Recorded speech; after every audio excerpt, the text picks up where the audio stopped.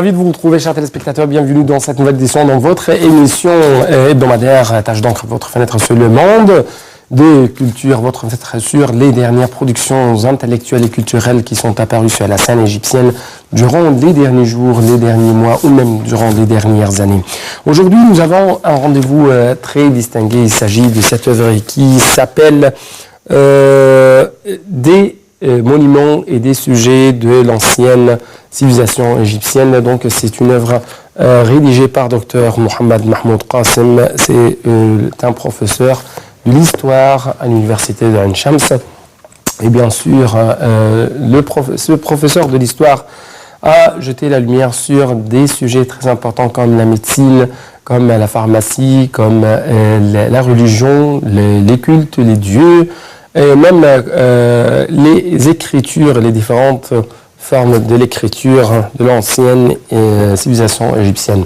Mais bien sûr, nous n'allons pas avoir beaucoup de temps, c'est pourquoi nous allons concentrer sur deux sujets très importants. Premièrement, c'est la médecine, la pharmacie. Deuxièmement, c'est la religion avec ses branches, à savoir les cultes, les dieux et même les différentes doctrines religieuses et intellectuelles. Donc, permettez-moi tout d'abord de saluer le docteur Mohamed Mahmoud Qassim qui se trouve aujourd'hui au studio de la TV internationale. Vous êtes le bienvenu au studio de la TV internationale. Merci à vous. On vous remercie à rédiger ce livre. Et lors de votre traitement à l'invention de ce livre, l'ancienne civilisation égyptienne est la plus majestueuse. Ce n'est pas un slogan, mais c'est un ordre prouvé à travers les documents historiques. C'est une phrase qui m'intéresse beaucoup. Pourquoi vous avez cité ce fait? En réalité, il y avait beaucoup de civilisations, il y avait beaucoup de prétendations en ce qui concerne l'élégance civile et le progrès qui l'ont remarqué. Ce n'est pas seulement l'ancienne civilisation égyptienne, il y avait d'autres civilisations comme la civilisation irakienne ou de l'Asie ou qui se trouvent dans également les pays de l'Est. Ils sont simultanément avec le temps, mais dans l'exécution de la civilisation n'est pas un développement dans une industrie déterminée ou dans une certaine science. Non, c'est développement dans tous les domaines techniques, les médecines, les sciences et également toutes les sciences célestes qui sont influencées dans l'histoire de l'être humain. Oui, bien sûr, parce que l'être humain qui fait cette civilisation.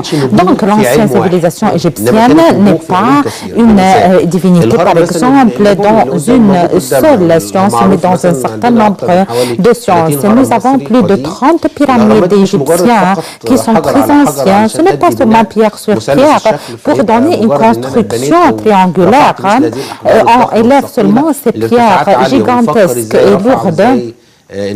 Par exemple, pourquoi on avait fait toutes ces élévations gigantesques, les sciences également qui sont derrière, comment on coupe les pierres et l'organisation ou la construction des ouvriers et chaque angle dans les pyramides qui fait allusion à l'est, à l'ouest, au nord, au sud, la façon de la construction, les séparations entre les pierres très peu et comment il met par exemple l'infrastructure ou les bases qui peuvent supporter jusqu'à 10 recteurs comme contre le séisme. Comment peut-on garder la construction pour répondre aux buts religieux et qui nous aide également à construire cette construction sans problème? Parmi les éléments les plus éminents dans ce livre que vous commencez, vous écrivez ce livre tout en commençant par les sciences, pas par les religions ou les légendes ou les sectes ou les sciences seulement. Vous avez cité et qu'est-ce que la civilisation avait produit des sciences influençant dans le monde. Laissez-moi arrêter devant ce point. Est-ce que l'ancien homme égyptien Vous avez cité qu'il y avait des civilisations qui sont dans le même temps, dans la même époque de la civilisation égyptienne. Mais cet élément humain égyptien est un élément excellent par sa normalité. Lors des études et lors des recherches scientifiques que vous l'avez exécuté dans le domaine de l'histoire, est-ce que l'élément humain égyptien est un élément excellent? Vos paroles donnent une certaine balance avec la science que je l'avais prononcée aujourd'hui, que les éléments de la civilisation doivent se fournir, comme la terre, l'eau par exemple, le climat modéré. Et on doit avoir un être humain qui forme cette civilisation. Par exemple, les eaux du Nil, qui sont la base et un élément principal pour notre civilisation, ils passent à travers plus d'un pays avec le même sol, le même climat, avec le même être humain, et qui est plus excellent. Est-ce qu'ils ont établi, par exemple, une civilisation comme la civilisation égyptienne, la différence seulement dans l'être humain? Le personnage qui peut penser, qui peut sentir de l'environnement qui l'entoure, il peut innover, il peut écouter également tous les éléments qui se trouvent chez nous, les éléments de la civilisation dans toute civilisation et la grâce pour l'être humain qui fait cette civilisation. Donc, si on avait par exemple une avance, un progrès rapide, cela est témoigne l'excellence pour l'être humain égyptien avec tous les efforts déployés pour construire cette grande civilisation, ce qui mène en fin de compte à la distinction à tout ce qui l'entoure, des peuples, des divers peuples, même selon ces facteurs ou ces éléments de la civilisation, mais l'élément humain ou le facteur humain, c'est l'élément le plus efficace et le plus privilège et caractéristique également. Même si la civilisation, il y avait un certain genre de mutualité. Il y avait, par exemple, on peut faire un certain échange. Quand on prend aucun élément civilisation, on essaie de développer dans cet élément, comme par exemple les véhicules militaires, on les prenait par exemple, des anciens ou des ancêtres. Ils essayaient à dominer sur les places ou les régions civilisées. Il y avait une faiblesse militaire et politique. Dans cette époque-ci, il y avait une destruction complète et il y a absence de centralisation ou de force de centralisation, mais l'occupant qui est le plus fort s'influence du peuple. Quand l'on parle, il y avait par exemple,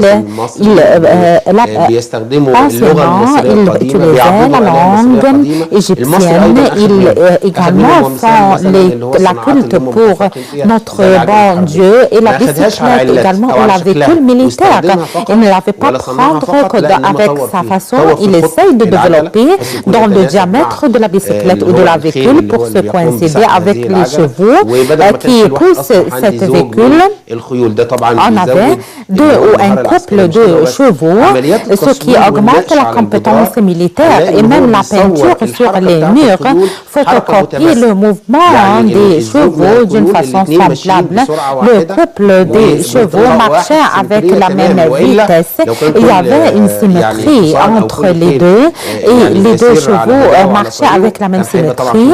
Donc, même le conducteur ou le soldat qui conduit cette véhicule militaire ou cette voiture militaire, au lieu d'avoir de ce sont de deux, et également il conduisait les chevaux, il commence à lutter contre eux. Au lieu de deux, c'est le diamètre également dans la véhicule, la capacité à supporter. Nous avons également des traces du Toutankhamon dans la musée égyptienne. Au deuxième étage, il y avait ce genre de travaux et la voiture militaire jusqu'à maintenant se trouve et le genre de bois également. Il y avait ce qui m'attire mon attention également quand je lisais ce livre, que vous avez commencé par la science de mesurer.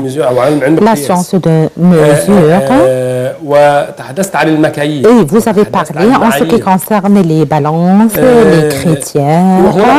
Et il y avait ici une preuve politique, sociale, que la justice est la base de la force et pas la force qui est la base de la justice. Et que la civilisation égyptienne est basée sur les balances, les équilibres, les critères, pas sur les sciences, mais sur également les contacts commerciaux et humains et civils entre l'être humain, entre le citoyen et l'autre citoyen, entre l'être humain et le pharaon qui soigne cet être humain. Est-ce que vous avez dit c'est juste?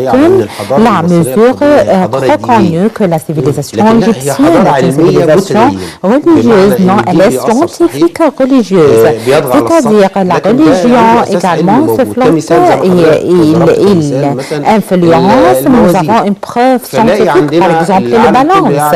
Comme un exemple, l'être humain, l'ancien être humain égyptien, il savait qu'il y avait résurrection, il y avait une vie éternelle après ça, et on mesure le mal et le bien dans le cœur par l'autre balance où il y avait une seule plume. C'est l'exemple la plus grande qu'on mesure tout grain et également qui présente les systèmes et les lois que l'être humain peut le suivre, qui sont équivalents avec la conscience. Il peut également mesurer le bien qui se trouve dans le cœur de l'être humain. S'il y avait du mal ou à ne pas suivre le système universel ou de l'environnement où se trouve dans le pays, il lui mène à se jeter dans l'enfer. C'est un fossé de l'enfer. Si le bien a beaucoup dans lui-même, il y avait les paradis du Laro comme un surnom. Si la balance est apparue dans le jugement, c'est une balance, mais qui donne une preuve qui est la conscience de l'être humain, qui accoutume ou qui imite le bien ce qu'on fait. Et cette balance est la conscience de l'être humain intérieur. Il y avait des balances et il y avait également le kilogramme, etc.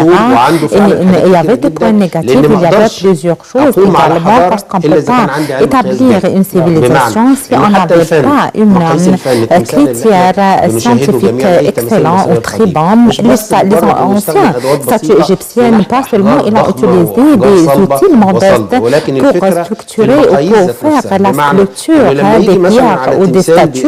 Non, ils ont fait par exemple subdiviser le statue en deux parties. Nous avons à gauche et à droite, ils sont semblables et similaires dans le millimètre, il n'y a pas seulement dans le centimètre.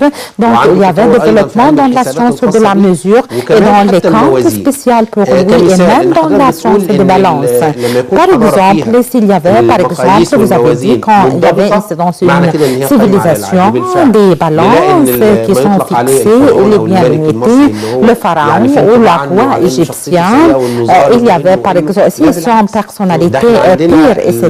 Non, tout à fait au contraire, nous avons les anciens rois égyptiens, par exemple, comme le roi de Sénéfro, c'est-à-dire le roi de la justice, où il établit la justice et l'établissement de la justice est relié avec l'idée que le roi est obligé à établir la justice.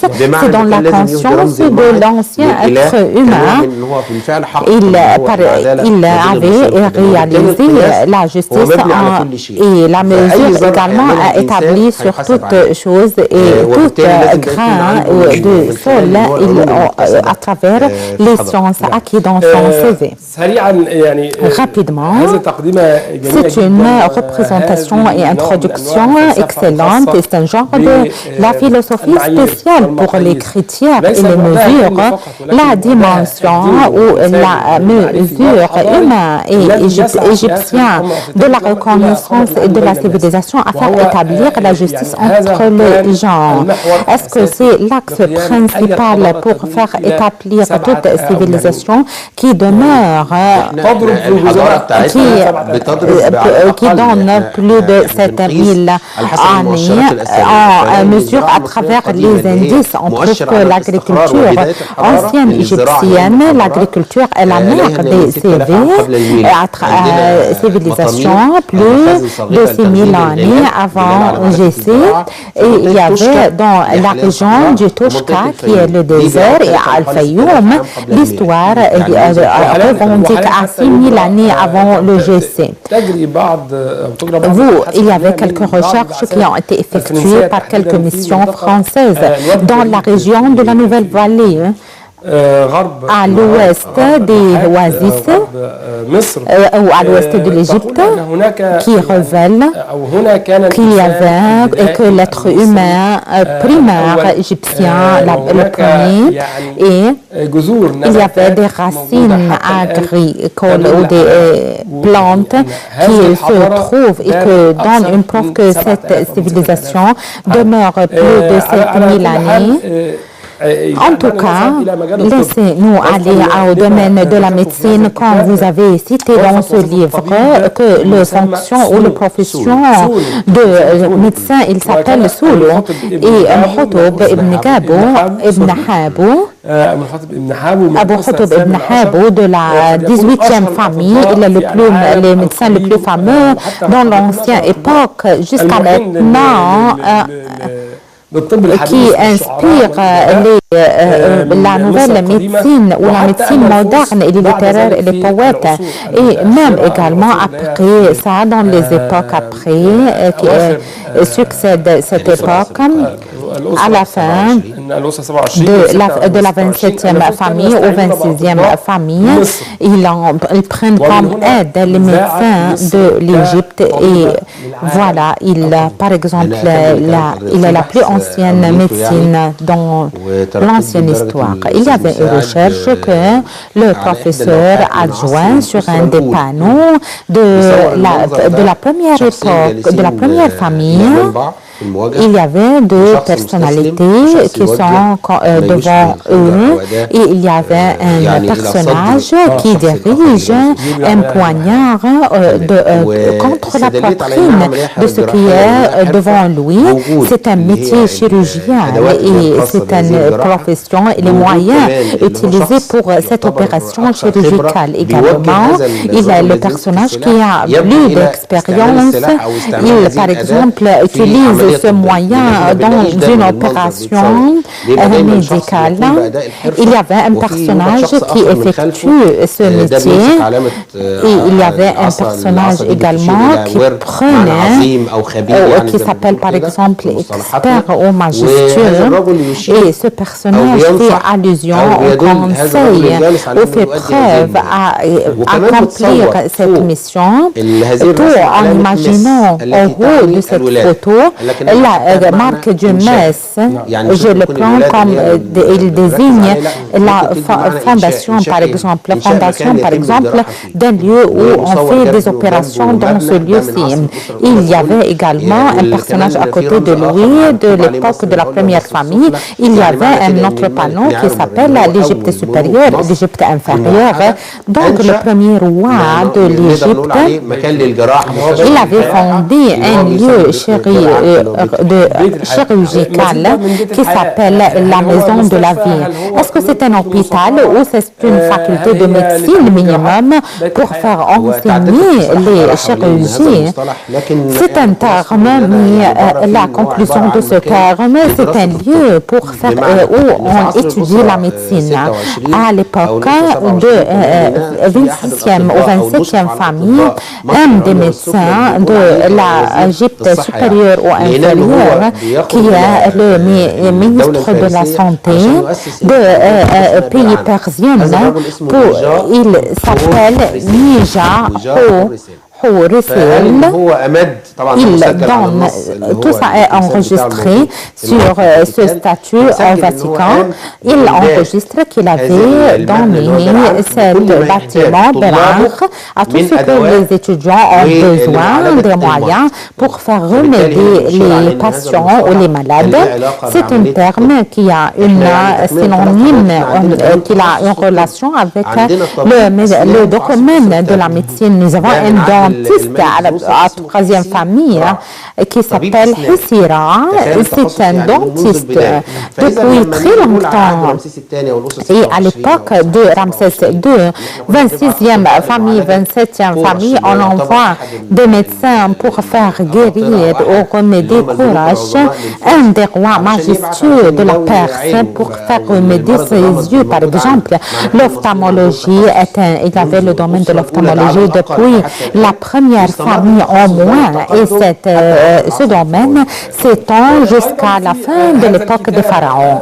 Il y avait également dans ce livre concernant l'ancienne civilisation égyptienne que les Égyptiens ont atteint à remédier de la plupart des maladies, et il y avait également plus de 1500 maladies, et il y avait quelques sculptures et quelques peintures qui se trouvent dans la pyramide du Khéops, où il y avait des opérations chirurgicales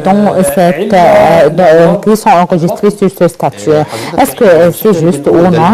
On ne disait pas, mais les paradigmes du Hippers, par exemple, ce sont très longues, ce sont très grands, qui expliquent la maladie, pas seulement comme des qualifications, mais comme des remèdes également.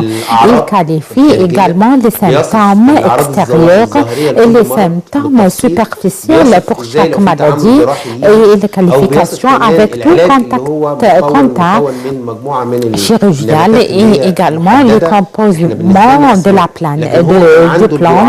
Il y avait le dose et les équations pour les réparer comme médicaments, par exemple, comme le pouce, par exemple, il avait su, mais avec un terme différent, il le surnomme comme la voix ou le son du cœur ou les paroles du cœur, pour faire ou donner allusion comme bédou, c'est-à-dire voix ou son. C'est un mot qui avait son terme dans l'ancienne époque, qui se diffère à notre époque, mais il fait la chose qui est la seule.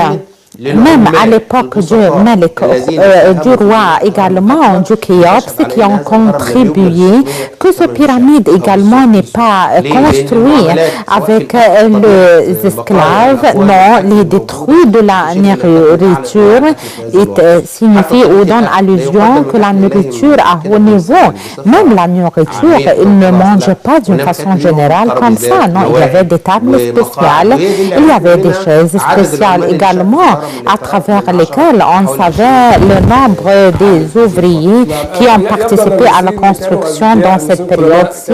Les anciens Égyptiens étaient très intelligents, ils vont douter même dans leur contact, pas seulement dans le domaine de la médecine, mais avec leurs citoyens, avec les ouvriers qui ont travaillé et qui à la construction du bâtiment le plus majestueux.